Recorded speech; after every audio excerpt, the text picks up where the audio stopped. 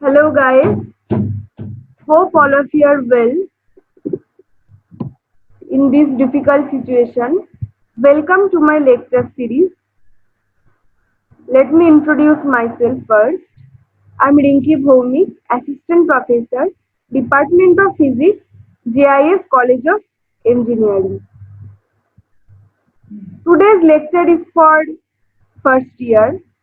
For first year, the paper name is Physics 1 and the paper code is EH101. The name of the paper is Physics 1 and 3 credits. There will be 3 lectures per week. Total 36 number of lectures will be there for all of you. This is for BTech first year as I said.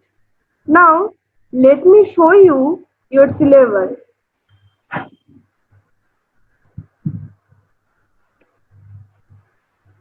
This is your syllabus. First, this is module 1.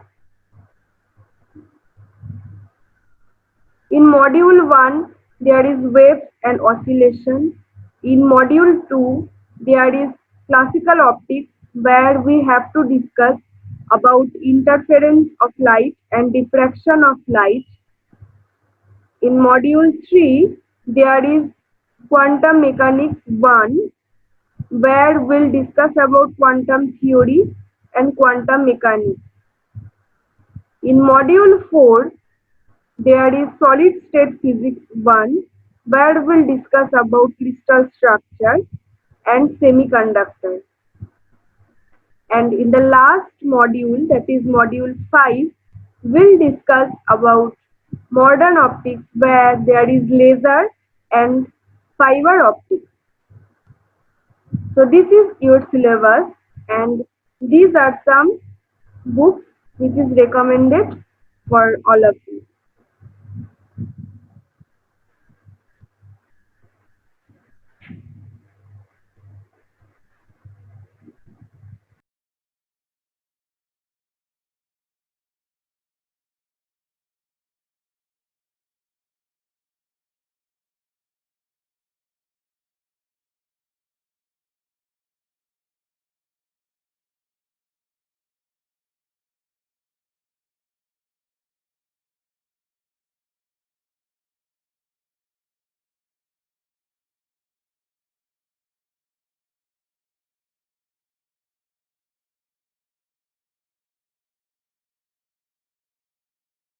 With nearly 2 billion kilometers deployed around the world, optical fiber is the backbone of today's most advanced telecommunications networks.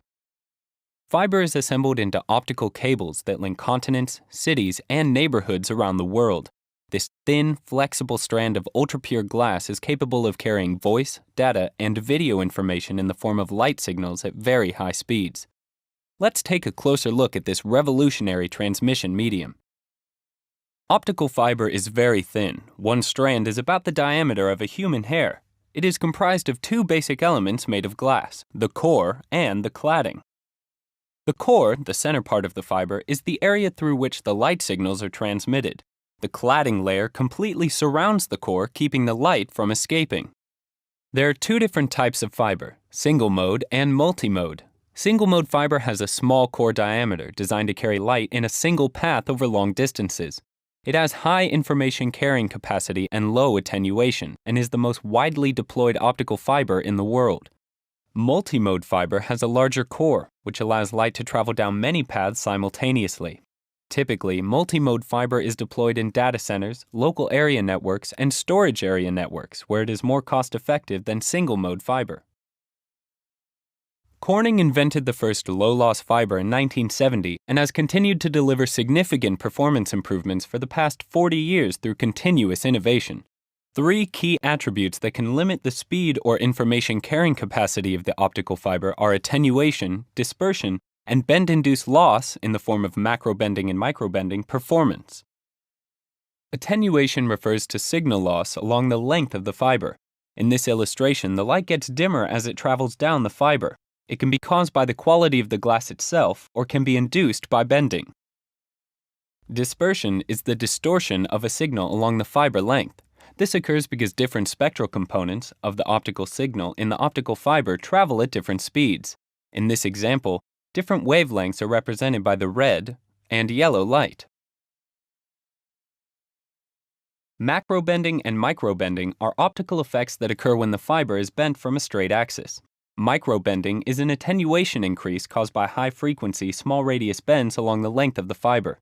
Macrobending is the attenuation associated with bending or wrapping the fiber.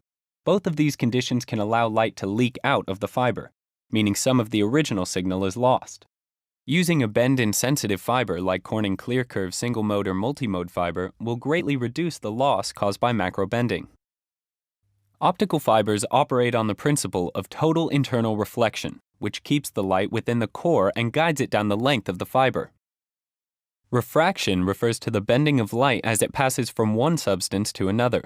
The glass used in the fiber's core has a higher refractive index than the glass used in the cladding, so that the light can be trapped in the core by reflection at the cladding interface, as it propagates down the length of the fiber. Two additional characteristics of single-mode fiber that are important are cutoff wavelength and mode field diameter. Cutoff wavelength is the wavelength above which a fiber will support only a single mode. Wavelengths below the cutoff support two or more modes. The cutoff wavelength is determined by the fiber's refractive index profile, the length and bend of the fiber, as well as the cabling process and deployment conditions encountered during use. In a single-mode fiber, some of the optical power is actually guided outside the core. In fact, as much as 30% of the light propagates in the cladding layer of some fibers. The mode field diameter defines the size of the optical power distribution in the fiber. Multi-mode fiber has two important characteristics: numerical aperture and core size. Numerical aperture is the measure of the angular range of acceptance of light into a fiber. The angle over which a fiber accepts light depends on the refractive indices of the core and cladding glass. Core diameter is a fundamental design parameter of multi-mode optical fiber. The larger the core, the more modes of light can propagate through the fiber. Multi-mode fiber has a much larger core size than single-mode fiber. Optical fiber is strong, flexible, and reliable. Inch for inch, it's stronger than steel and more durable than copper. Fiber offers excellent signal performance over a wide range of environmental conditions. Since fiber carries light instead of electricity, it is unsusceptible to lightning strikes or electrical faults, and, unlike copper, it does not corrode or rust. As a result, fiber reduces maintenance costs and has a proven record of reliability in the field. In fact, it is common for customers to report to Corning that cables installed in the late 1970s or early 1980s are still in use today. Optical fiber is cost-effective, durable, and scalable, has low attenuation, and it features the superior transmission quality needed for high-speed transmission of voice, data, and video in today's leading applications. To learn more, visit our website or contact your Corning account representative.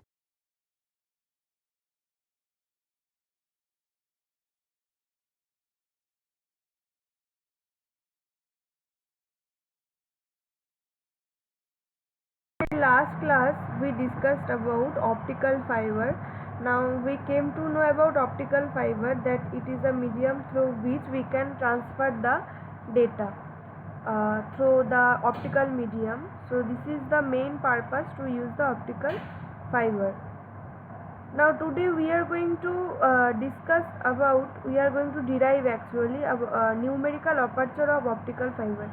This is very important because there is a physical significance of the optical fiber.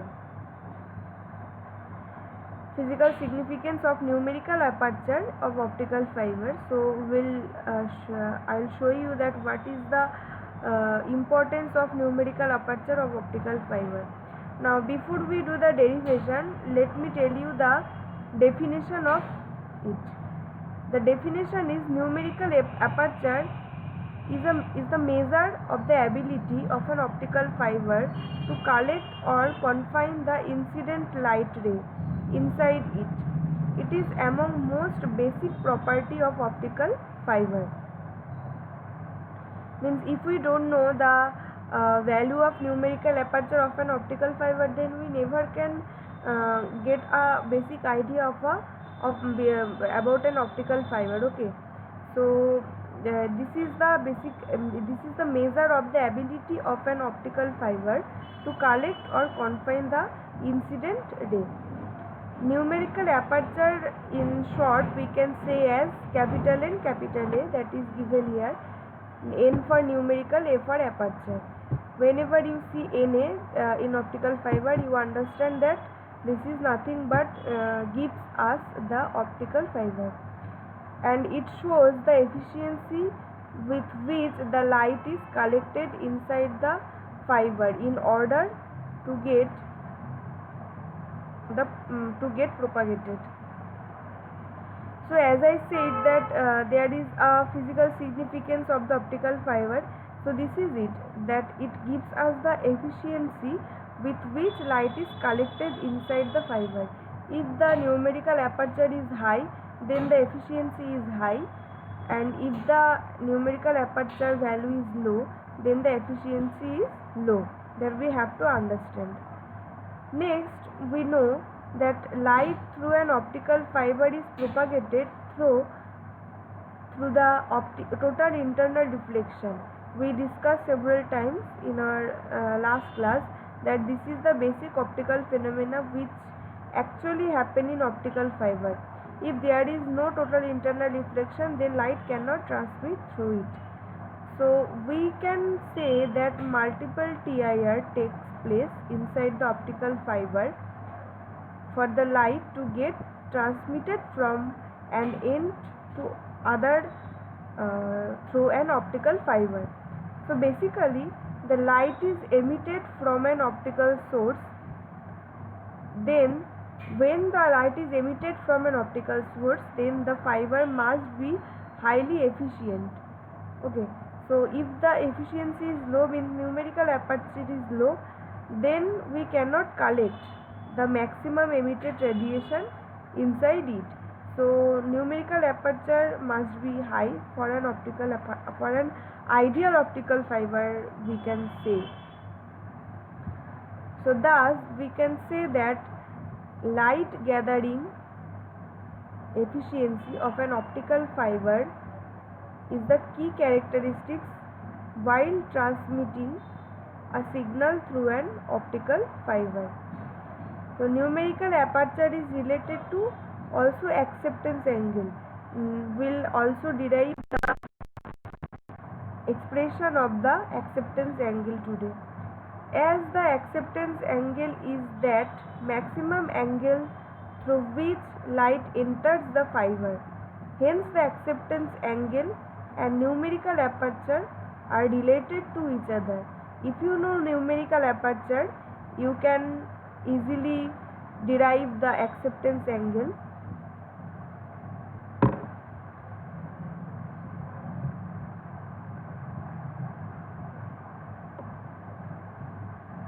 Next is propagation through optical fiber.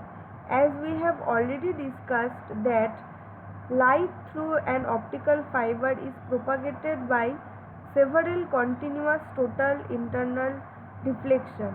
Okay, so optical fiber is composed of a core which is made of, this is simple, nothing but a recapitulation of our previous class, that where we discussed about core and cladding. So as we know that an optical fiber of a core which is made up of a very pure form of glass silica and is surrounded by a glass cladding. So the light is propagated inside the fiber by performing the continuous reflections from the cladding. So but the conditions of total internal reflection for the propagation of light ray comes into action only when most of the light is collected inside the fiber. Okay, if most of the light is collected inside the fiber, then only the light ray come into action. Suppose the total internal reflection does not occur, but there occur only refraction, then the light cannot be collected. So that is actually said here. So let us understand the numerical aperture for optical fiber. Now if by getting the value of the numerical aperture, we can get the idea initially that whether the total internal reflection will happen or not. Okay, so this is about it. Now, but the condition of total internal reflection for the propagation of light ray comes into action only when most of light is collected inside the fiber. So I hope by up to this discussion we can understand clearly about the importance of the numerical aperture. Now we'll do derivation of for numerical aperture. What is the expression of the numerical aperture, that now we'll derive.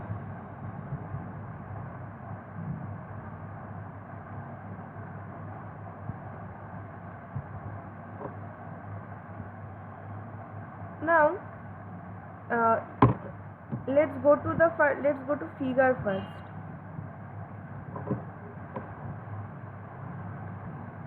This is the outer medium 1, whose refractive index is eta, and there is a cladding and the core. The core has a refractive index n1 and the cladding has refractive index n2.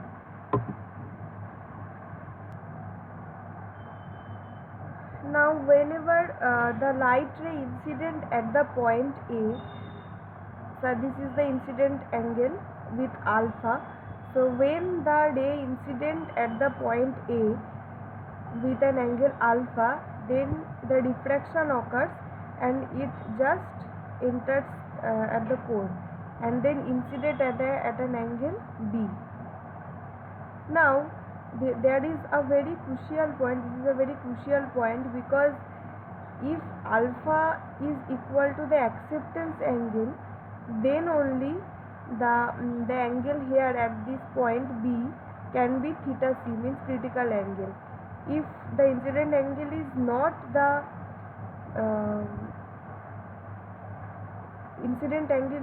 acceptance angle, then it cannot be the critical angle, and if it cannot be the critical angle, then the total internal reflection never can happen, which is the basic optical phenomena in optical fiber. So that's why this is very important, because here we have to keep it in our mind that this angle should be the acceptance angle, so that here we can get the critical angle, so that we can get the total internal reflection. Now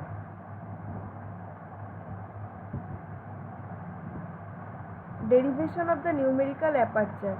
So when we consider a light ray XA that incident inside the optical fiber, the refractive index of the core is in eta n1 or eta 1.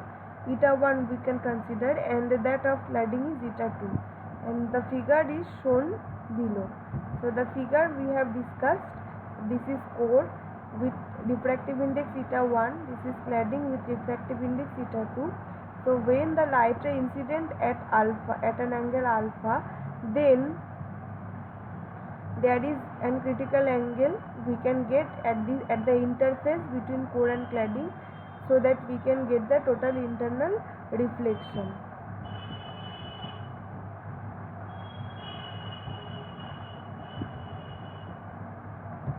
So the ray XA is launched from denser medium to rarer medium by making an angle alpha with the fiber axis. The angle alpha is known as the acceptance angle, as I said. This incident ray propagates inside the fiber and gets reflected completely by the core cladding interface, as I said. thing is that if the incident angle at the interface of core cladding is not the critical angle, then the total internal reflection cannot happen. But for this, the angle of the incident should be more as compared to the critical angle. Otherwise, if the incident angle is less than the critical angle, then rather being reflected, the ray gets refracted, which I said earlier. Because this is very important, means if refraction occurs, then the thing is that we will lose our data, which is not at all preferable. So total internal reflection is the most basic criteria in optical fiber. According to Snell's law you have heard about the Snell's law. The incident and the refracted ray propagates in the same plane. Hence, on applying Snell's law at medium 1 and core interface, then we can write eta sin alpha equal to eta 1 sin theta. Here we can see that eta sin means eta is a refractive index, sin alpha is equal to eta 1 into sin theta, means at this point A, if we apply the Snell's law, which are in the same plane, therefore eta sin alpha equal to eta 1 sin theta.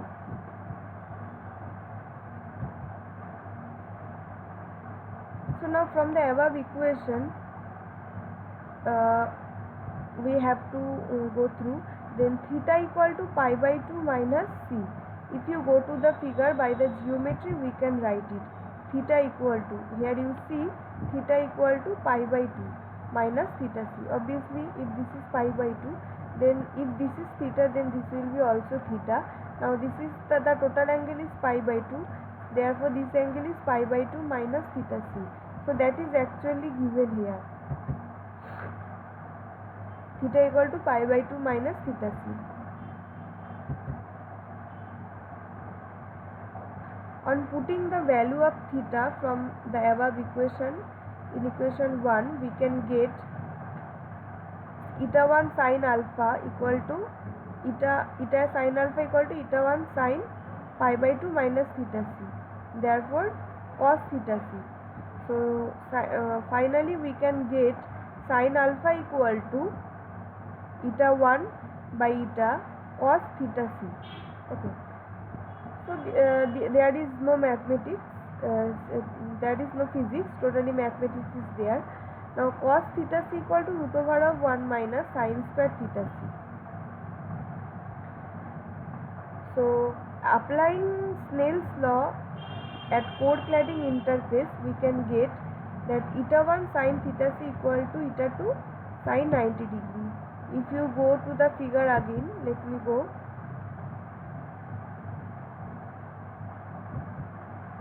Now if you consider the B point, this is simple 90 degree. So obviously this is eta 1, this is eta 2. So eta 1 sin theta c equal to eta 2 sin 90 degree. You see the symbol is given here, this is 90 degree. So eta 1 sin theta c equal to eta 2 sin 90 degree.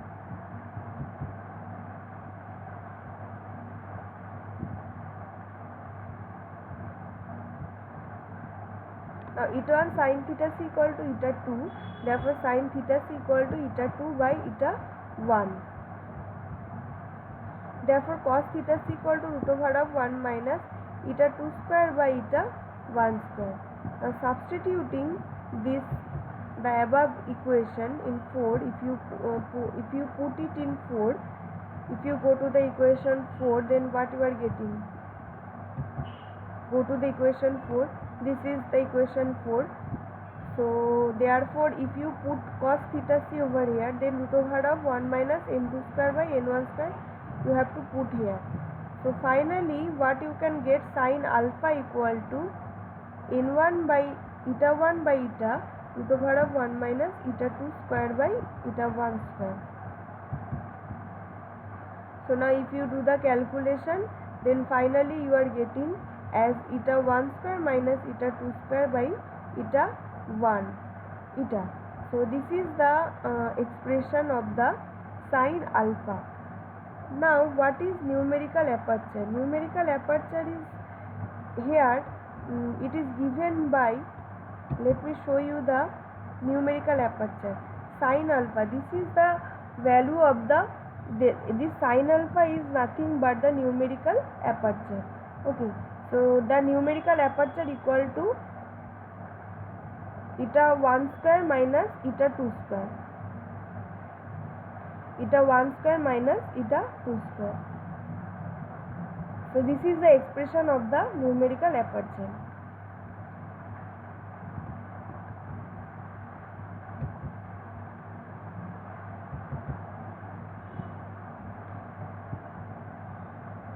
Having eta 1 as the refractive index of core and eta 2 is the refractive index of the cladding.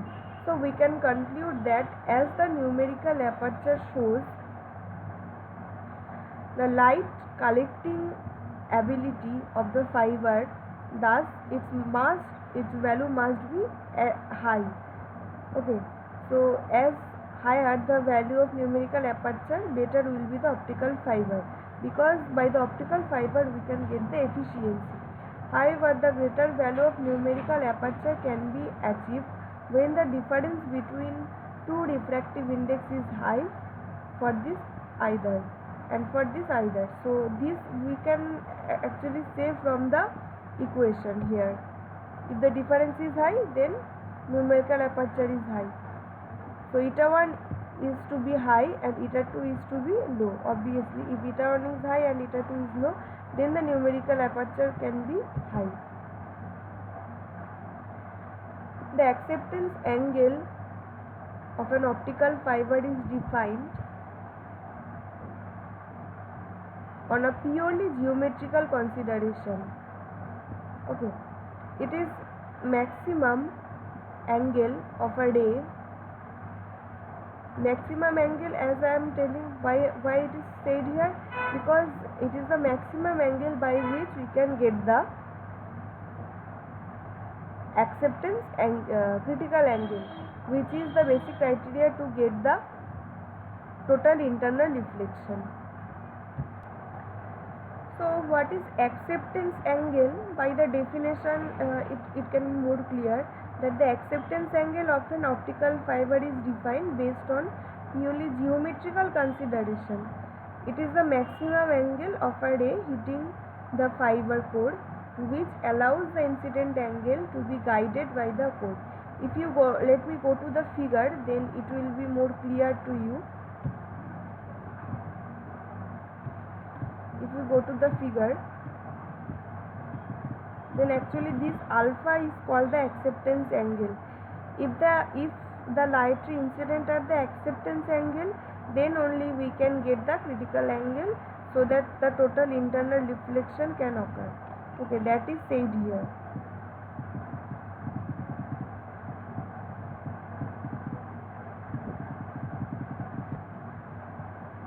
So now the sign of the acceptance angle assuming an incident ray in air or vacuum. Obviously here if there is air or vacuum, then n0 will be 1.